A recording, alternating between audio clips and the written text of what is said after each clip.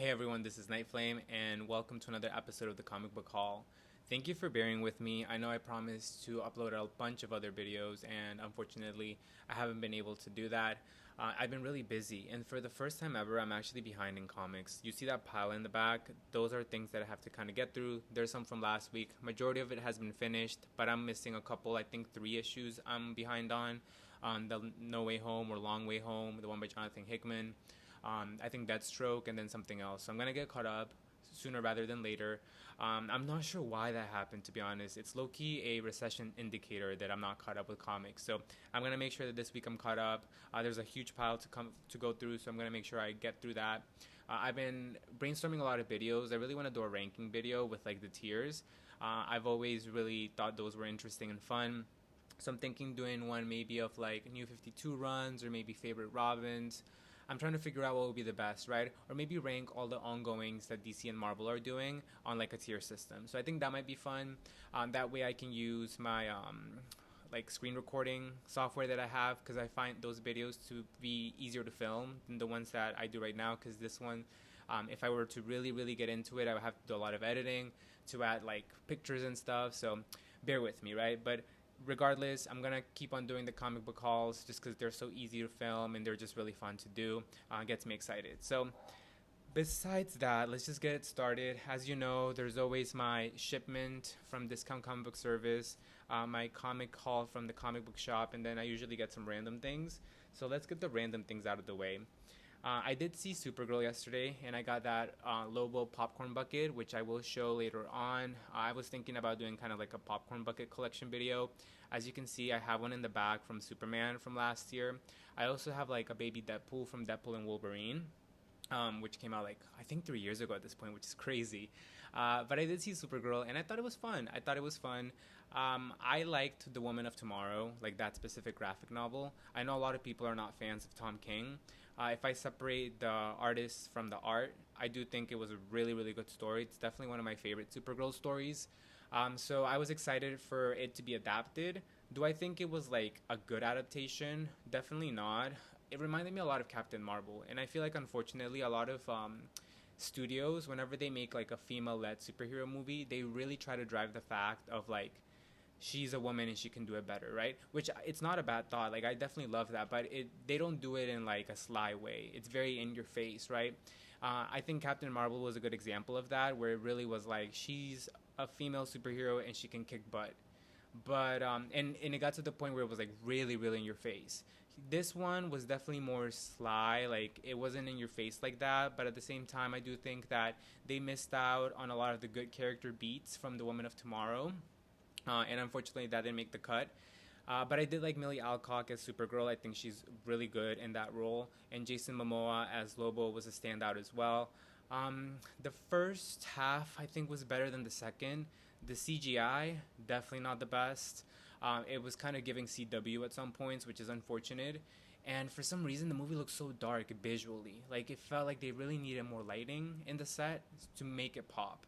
Especially if you're doing space. I think when you do like a movie set in space, you really have to make sure that the CGI and that everything else is on point. And unfortunately, that didn't happen. So that's my quick little review on Supergirl. I thought it was good. If you have read The Woman of Tomorrow and you like that specific story, then I think it's worth watching, because at least you're getting to see that adapted.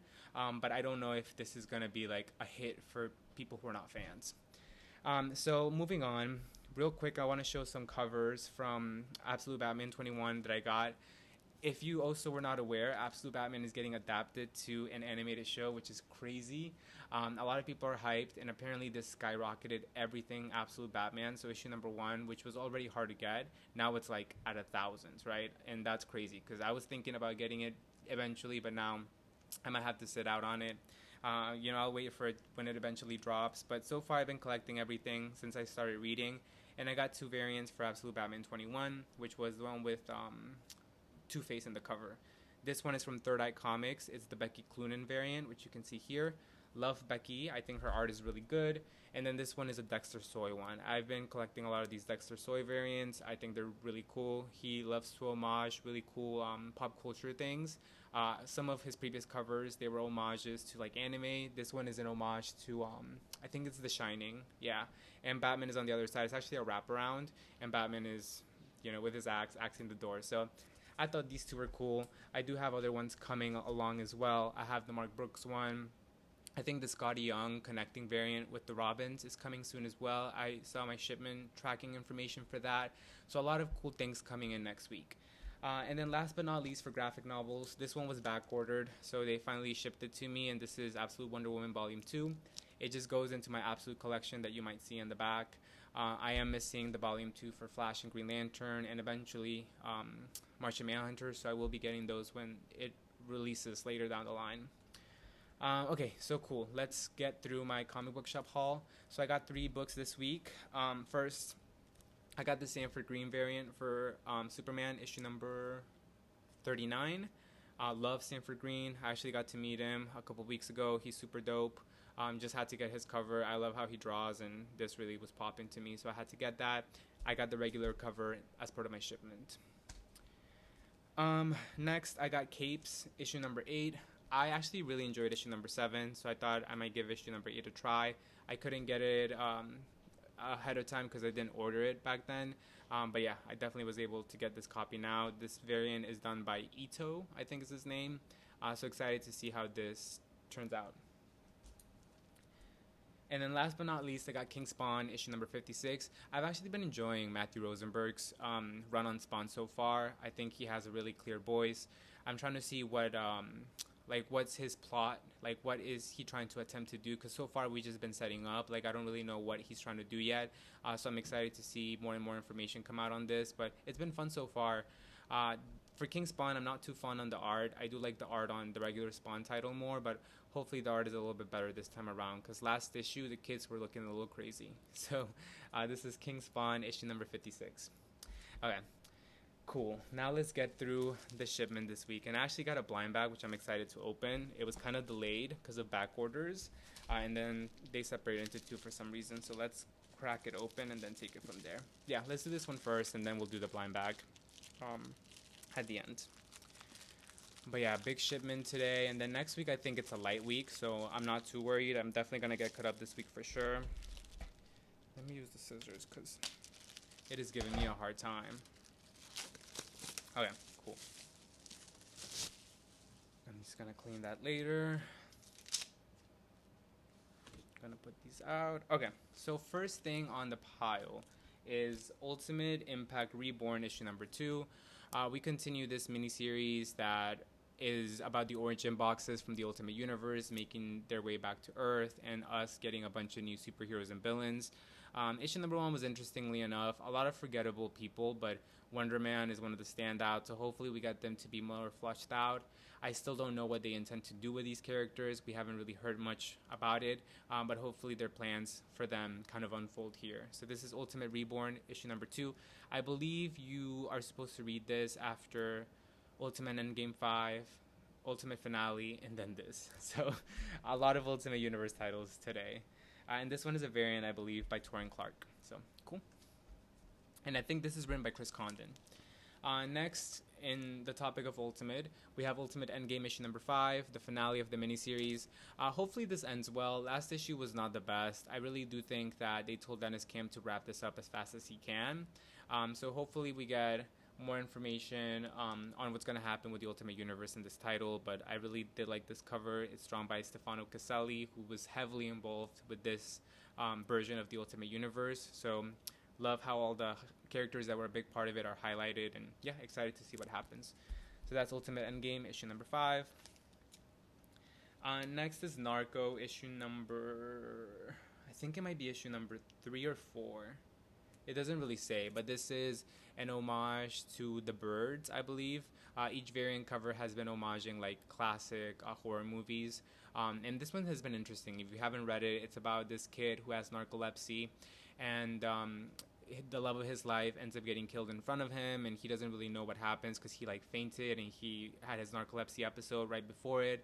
So now he's one of the main suspects because he was present during the whole time. So a lot of clues have been left. At this point, I can't tell you what happened because I really don't know. The mystery has been so good that I can't come with a conclusion, but hopefully we get more answers in this issue.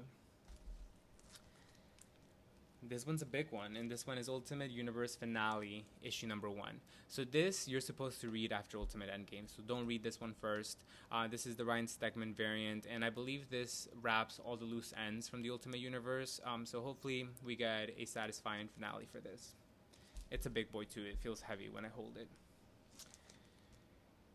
Next is Absolute Superman issue number 20. I had to get this David Nakayama cover. It connects with Absolute Wonder Woman and Absolute Batman.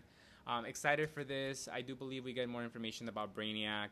Metallo, I think, was in last issue as well. It's been a fun series, definitely under the radar for a lot of people, because I think right now all eyes are on Batman. And if they're not on Batman, they're either on Wonder Woman and Green Arrow. I do think this one is kind of falling in the pecking order, but I've been enjoying it. I think it's fun. It feels like a Superman title, and it's doing a lot for the Absolute Universe as well. So excited for this.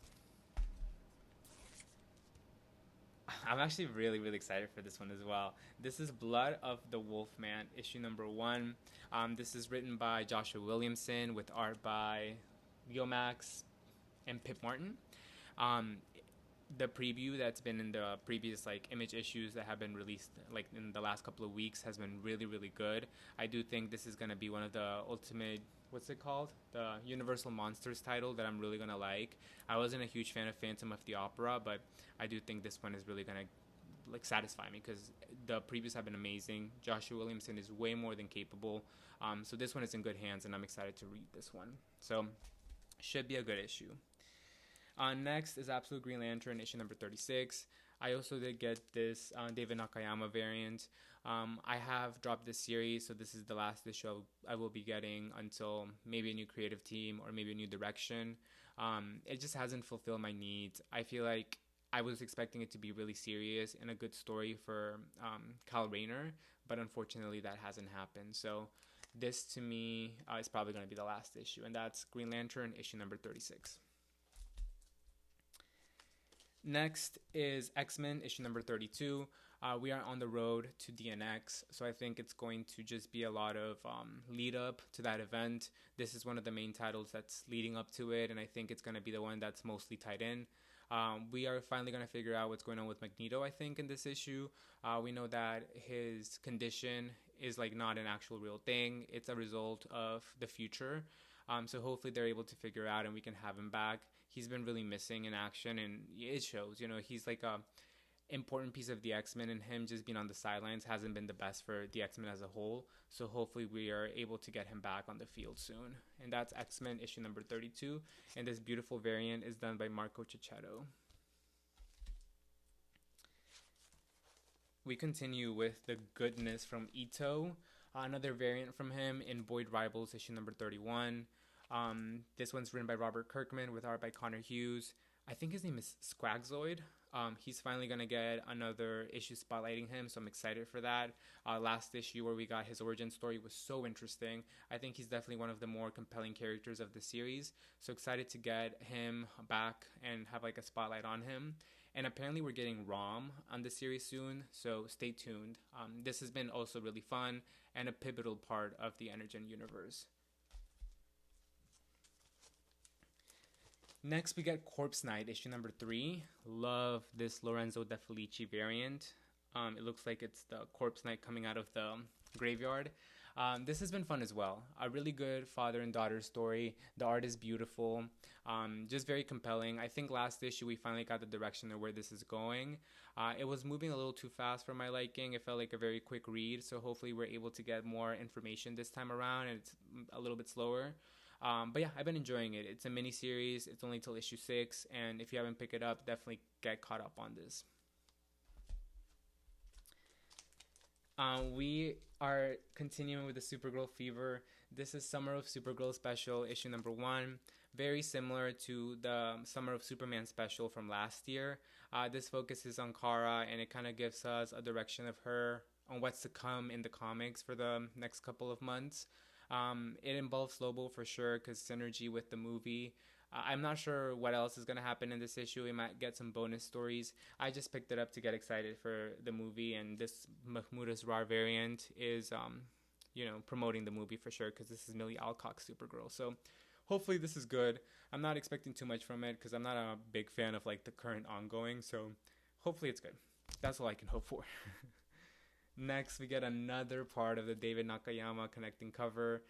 This one is Absolute Wonder Woman, issue number 1, written by Kelly Thompson. Last issue was really good. We had Diana held captive, and then she got sent to help Hades because she has made this treaty with Hades that each year she's going to come and she'll be with him for a month, I think, and she cannot escape that obligation. So this comes at an unfortunate time because her best friend Barbara had been captured, and she is not able to rescue her because of this commitment. So we'll see how that impacts her, because last issue she was really going through it once she figured out what was going on. So yeah, it should be a very compelling issue, and that's Absolute Wonder Woman, issue number 21. Another really good series that I feel like it's under the radar. This is Escape, issue number 8. It's a really good war comic. It features bears and I guess animal humanoids, but it takes place in like a wartime, and this bear right here, he's like the sole survivor of his little squad, and he's trying to do his best because he's in enemy territory right now, not only to fulfill his mission but to come back safe and sound because he has a wife and kid back home that he really needs to see. So it's been really good, very compelling. I love the heart in this story. The coloring as well by Daniel Acuna, who does the art, is beautiful. Like the settings, everything about it is beautiful. So if you haven't read this series, definitely give it a shot. I believe Volume 1 should be out by now because this is like the second issue of Volume 2. Okay, that was a quick one. So now let's just get through this other pile and then we can open the blind bag.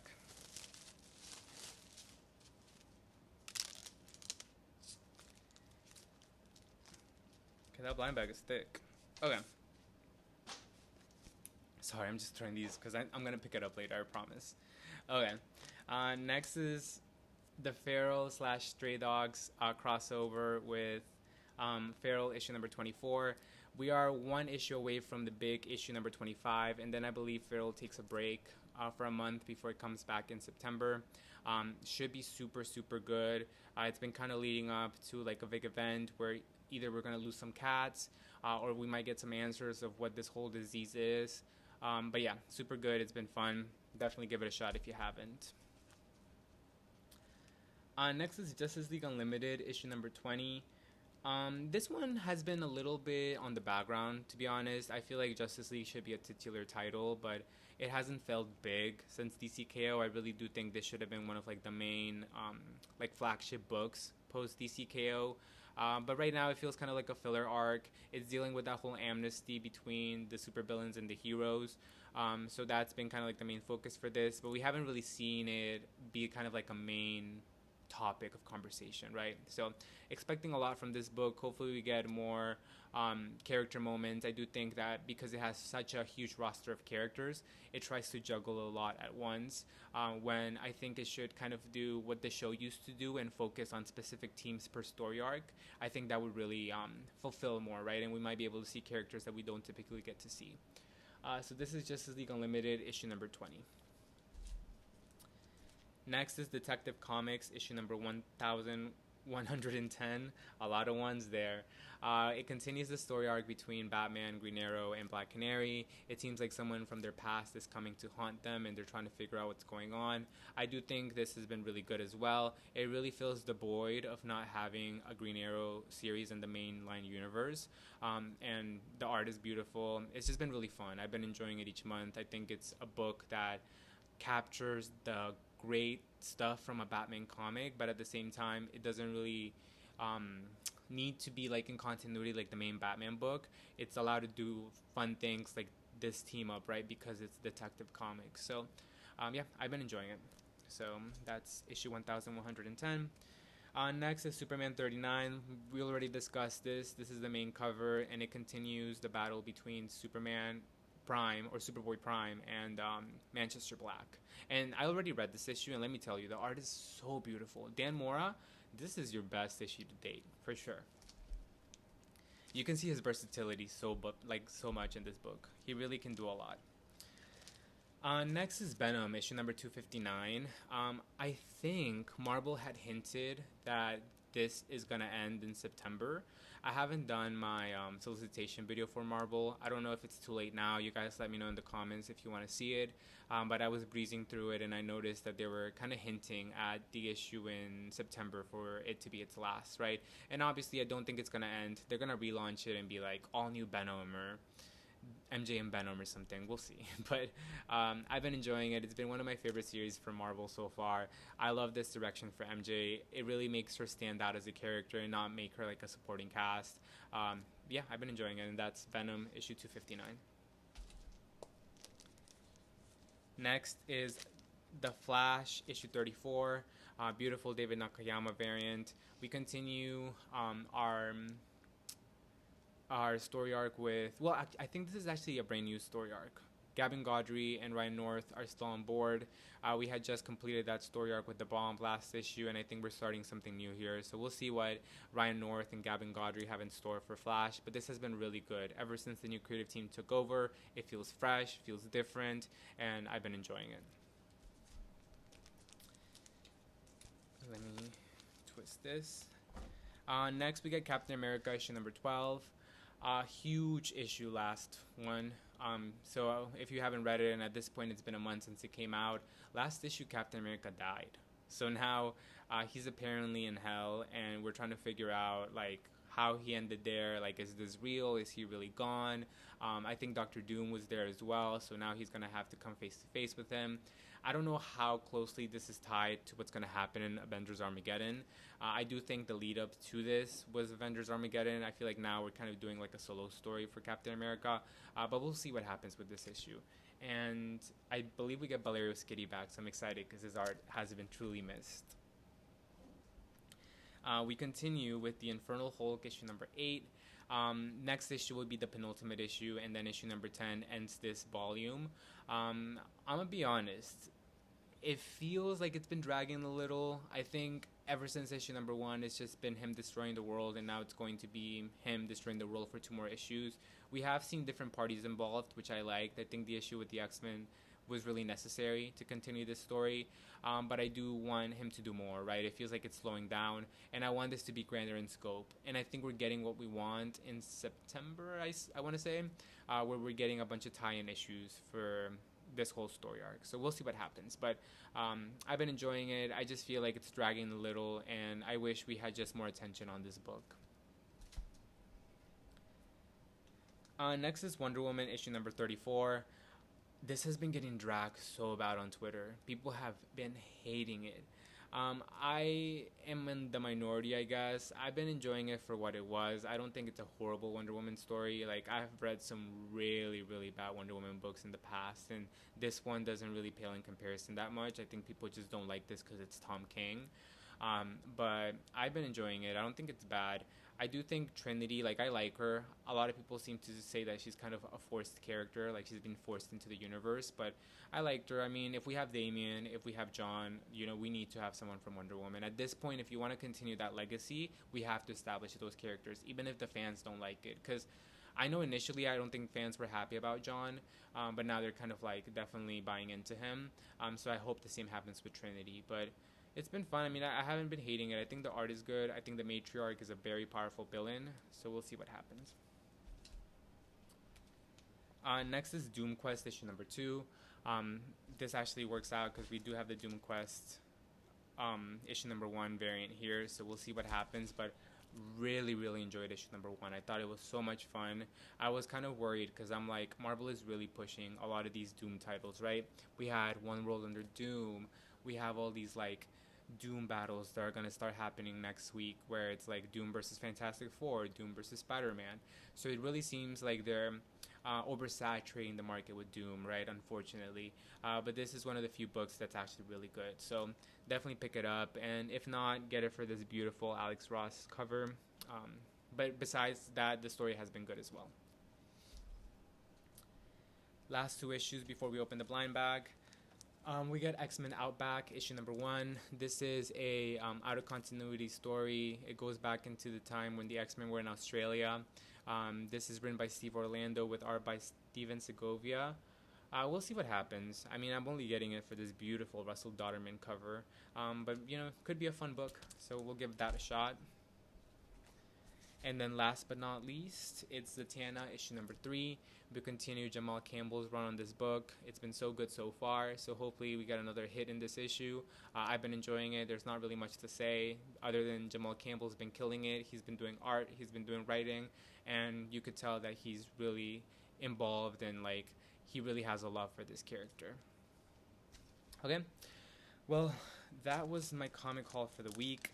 Now let's open up this blind bag and we'll see what we can get. So from what I've heard, you can either get a sketch cover from this or you can get one of the facsimile editions. Well, you get Doom Quest for sure, like a variant of Doom Quest, and it's a black and white issue. And then you either get a different facsimile. It's either the Avengers, Fantastic Four, or Iron Man. I don't really care what I get. I do kind of want the variant for the facsimile editions because they're drawn by modern artists, so I'd rather have that. But I'm not really like picky on what I get. But there is a reason why I just got one, right? Because every blind bag has the same issue of Doom Quest. So if I were to get multiple, I'm going to end up with multiple copies. So let's just test our luck with one issue. And after the blind bags from Mask, I definitely don't want to get that many. Mask really humbled me because I had so many repetitives with that. So we'll see what I'm getting here. Okay.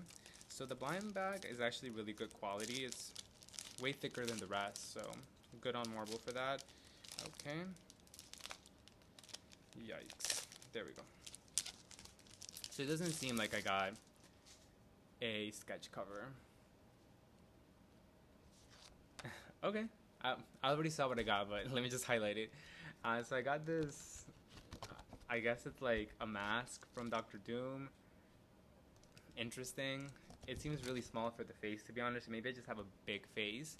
But yeah, I like that. It's interesting. I feel like I'm never going to wear it, and I don't know if people are ever going to wear this. But I guess for kids, this could be a fun little gift or something for them to do something with for the day. I don't know.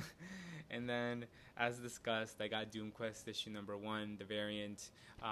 This is the cover that everybody gets, and I believe it's done by, I don't even know who does the cover. Does it say inside? It doesn't really say. But you do get the beautiful art in this like black and white format, which is beautiful because if you had seen my review for this, I did say that the standout was the art. So excited that we get that here. Yeah, I think it should be fun. I mean, I'm going to reread it. It was a fun issue, so I'm excited to get that. And then I also got what I wanted, so I'm excited. I did get a facsimile for Fantastic Four issue 258, but I did get the Peach Momoko one. So that's what I really wanted. I wanted one from one of the modern artists, and I'm glad I got the Peach Momoko one. I really do love her art. So excited for that. It's a beautiful cover too. And the facsimile books have, they're always so fun to read. And I love how they're like literally a copy from that issue, right? The same ad, everything inside. So should be a fun story. Well, that was my haul for the week. Let me know what you guys picked up. Let me know if you picked up a copy of this blind bag. I know a lot of y'all got this last week. Unfortunately, it was back order for discount for DCBS, so they were able to send it to me this week. And honestly, this kind of fills up my hope for blind bags again. So I might go a little hard for the Queen in Black one coming up. But yeah, let me know what you guys picked up this week. Let me know what you guys enjoyed. It's been fun to do this video, and I will catch you all in the next one.